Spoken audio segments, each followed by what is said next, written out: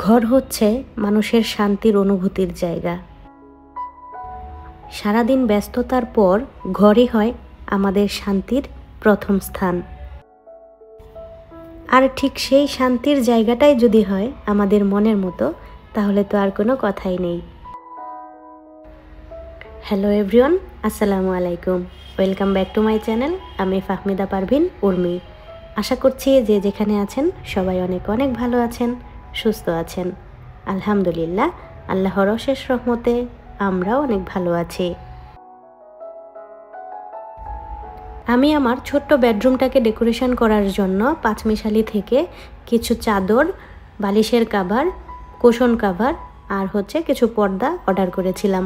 সেগুলো চলেও এসেছে, আর এখন এগুলো দিয়েই আমি আমার রুমটাকে সুন্দর করে সাজিয়ে নিচ্ছি।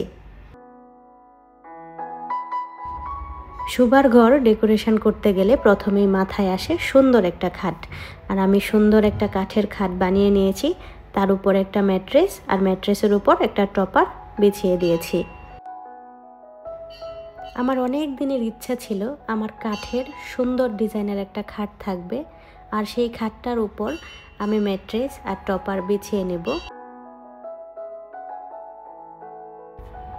ঘরটা সাজানোর জন্য আমি সাদা কালারটার দিকে একটু বেশি নজর দিয়েছি। সাদা বরাবরই আমার পছন্দের একটা কালার। আমার মতো হয়তো অনেকেই আছেন যাদের এই সাদা কালারটা খুব ভালো লাগে। সাদা কালার যদি ঘরে থাকে, দেখবেন একটা জিনিসের যদি আলো কমও থাকে, তারপরও সাদা কালারটা নিজেই অনেকটা ব্রাইট থাকে। আমার এই বেডরুমটা একদমই ছোট। একটা খাট রাখার পরে পাশে দিয়ে আর কয়েকটা জিনিস রাখার পরে একদমই জায়গা নেই। আলো বাতাস অনেকটাই কম আসে। একটা জানালা আর একটা বারান্দার দরজা আছে। ঘরের ওভারঅল বিবেচনা করে আমি হোয়াইট কালারটাই আমার ঘরের জন্য পারফেক্ট মনে করেছি।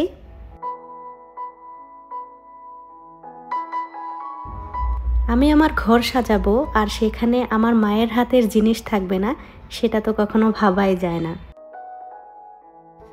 সুন্দর এই কাঁথাটি আমার আম্মা আমার জন্য অনেক দিন আগে বানিয়েছিলেন। সেটা কখনো বিছানায় বেছানো হয়নি। বিছানায় এই চাদরটা দেওয়ার পরে দেখলাম এই কাঁথাটা বেছালে খুব সুন্দর লাগবে দেখতে, তো সেই জন্য বিছিয়ে নিলাম। কালারটাও খুব ভালোই ম্যাচ হয়েছে। এখন দেখতে যেন সুন্দর লাগে, সেজন্য আমি কয়েকটা জিনিস বিছানায় রেখে দিচ্ছি।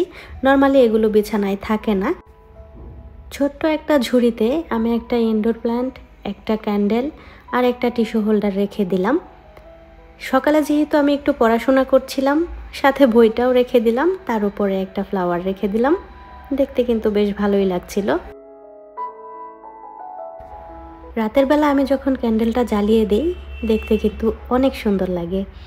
এখন চলে যাচ্ছি আমার খাট রাখার পরে একটা সাইড টেবিল রেখেছি, আর সেখানে উপরটাতে আমি এভাবেই ডেকোরেশন করে নিচ্ছি। রাতে যখন আমি এটাকেও জ্বালিয়ে দেই, ঘরের লুকটাই কিন্তু চেঞ্জ হয়ে যায়। এবার আমি আমার ড্রেসিং টেবিলটাকেও একটু সাজিয়ে নিচ্ছি।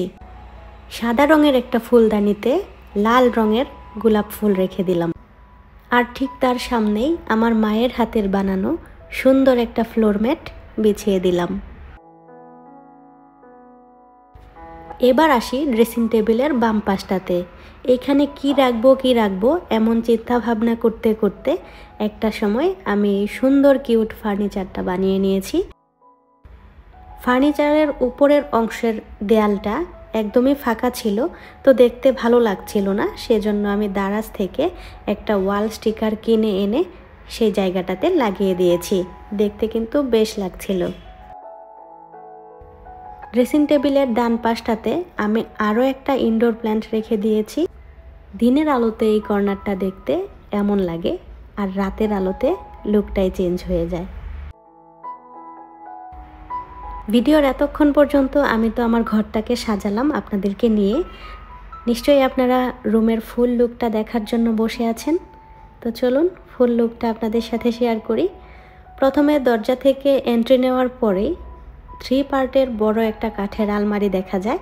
আলমারির ঠিক সামনেই আমি একটা বড় ফুলের গাছ রেখেছি, অবশ্যই আর্টিফিশিয়াল। তার উপর একটা আমার মেয়ে আর হাজব্যান্ডের করা ক্লে দিয়ে বানানো সুন্দর একটা ওয়ালমেট টানিয়ে রেখেছি।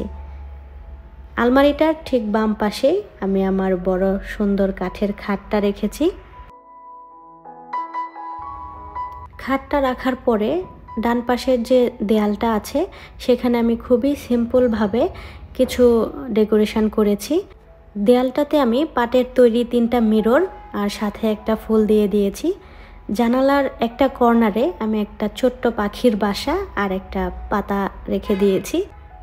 জানালা আর বারান্দার দরজার মাঝখানে একটু অংশ ফাঁকা ছিল, সেখানে আমি সুতার তৈরি কয়েকটা পাতা রেখে দিয়েছি। তার ঠিক সাথেই জানালায় আমি একটা ডোরবেল দিয়ে দিয়েছি। দরজায় না দিয়ে আমি জানালায় দিয়েছি, যেহেতু দরজা থেকে জানালা দিয়েই বাতাসটা একটু বেশি ঢুকে, তো যেন টুংটাং শব্দ হয়। ঠিক এই জন্যই আমি ডোরবেলটাকে উইন্ডো বেল বানিয়ে দিলাম। ড্রেসিং টেবিলের উপরে আমি একটা লাইট লাগানো ফুল, লতা পাতা এগুলো দিয়ে রেখেছি। রাতের বেলা আমি এটাতে লাইট জ্বালিয়ে দেই, দেখতে কিন্তু ভালো লাগে। আলমারির এই পাশটাতে ওয়াশরুমের দরজা আছে আর এদিকে আছে সুইচ বোর্ড। সুইচ বোর্ডের উপরে আমি একটা ঘড়ি রেখে দিয়েছি। ঘুম থেকে উঠে সকালবেলা যখন আমি আমার জানালার পর্দাগুলো সরিয়ে দেই, বারান্দার দরজার পর্দাটাও সরিয়ে দেই, যতটুকুই আলো আসে না কেন আমার ঘরটা কিন্তু খুবই সতেজ আর স্নিগ্ধ মনে হয়। ভাড়া বাসায় আমি আমার স্বাদ আর সাধ্য অনুযায়ী চেষ্টা করেছি আমার মনের মতো করে আমার শোবার ঘরটাকে সাজিয়ে নেওয়ার জন্য। এই রুমের যতগুলো জিনিস আমি রেখেছি সবগুলো জিনিস অনেক দিন ধরে আমার উইশ লিস্টে রাখা ছিল। ফাইনালি আমি আমার সবটা স্বপ্ন পূরণ করতে পারলাম। আমার আজকের এই রুম ডেকোরেশনের ভিডিওটি আপনাদের কাছে কেমন লেগেছে কমেন্ট করে জানাতে ভুলবেন না কিন্তু। আমার এই ঘরটাকে আয়নায় দেখতেও ভালো লাগে। বাতাসে যখন পর্দাগুলো দুল খায় সেটা দেখতেও কিন্তু ভীষণ ভালো লাগে। স্নিগ্ধ সতেজ ভালোবাসা ঘেরা আমার এই ছোট্ট ঘরটা থেকে আজকের মতো তাহলে আপনাদের কাছ থেকে বিদায় নিয়ে নিচ্ছি। সবাই অনেক অনেক ভালো থাকবেন, সুস্থ থাকবেন। আবারও দেখা হবে পরবর্তী কোনো না কোনো ভিডিওতে। ততক্ষণ পর্যন্ত সবাইকে আল্লাহ হাফেজ। আসসালামু আলাইকুম।